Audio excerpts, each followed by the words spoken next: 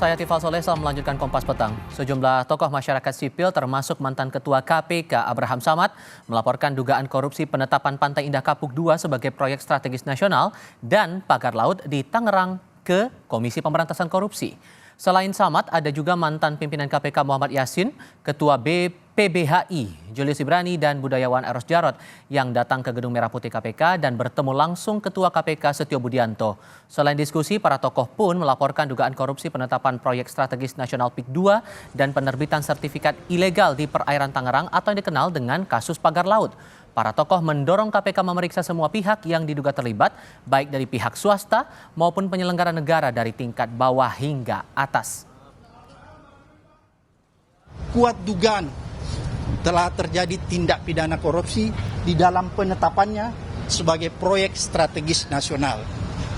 Kemudian juga kita melaporkan tentang ada dugaan kuat terjadi suap menyuap gratifikasi di dalam penerbitan, penerbitan sertifikat di atas laut, yang diduga kuat dilakukan oleh Agung Sedayu Group dan anak perusahaannya sesuai dengan undang-undang.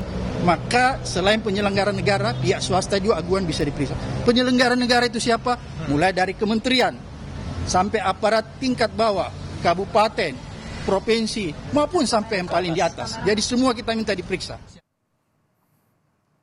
Menanggapi pengaduan dugaan korupsi proyek strategis nasional Pantai Indah Kapuk II oleh para tokoh koalisi sipil, KPK mengaku akan menelaah lebih lanjut. Juru bicara KPK Tessa Mahardika menyatakan, informasi awal yang disampaikan dalam forum tersebut tentu akan menjadi pengayaan bagi kami di KPK. Untuk selanjutnya, katanya, dilakukan verifikasi dan analisis ada tidaknya unsur-unsur dugaan tindak pidana korupsi dan menjadi kewenangan tugas KPK.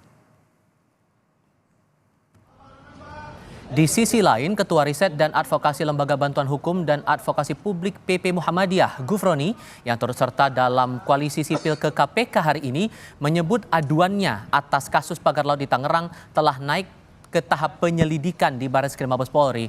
Gufroni mengaku telah dengan gamblang menyampaikan kepada polisi siapa dalang pemagaran laut. Ia berharap penyidik Barreskrim segera menetapkan tersangkanya. Soal pengaduan kami ke Barreskrim Polri pada tanggal 17 Januari yang lalu bahwa tadi malam kami sudah bertemu dengan tim dari Barreskrim Polri di kantor PP Muhammadiyah untuk mendalami pengaduan kami. Kami sudah sampaikan secara gamblang terkait dengan siapa dalang di balik pemagaran laut dan soal HGB palsu itu. Dan mudah-mudahan dalam waktu yang cepat Mabes Polri akan segera menetapkan dalam kasus pemagaran laut ini dan sekarang sudah masuk dalam tahap penyelidikan. Itu yang pertama.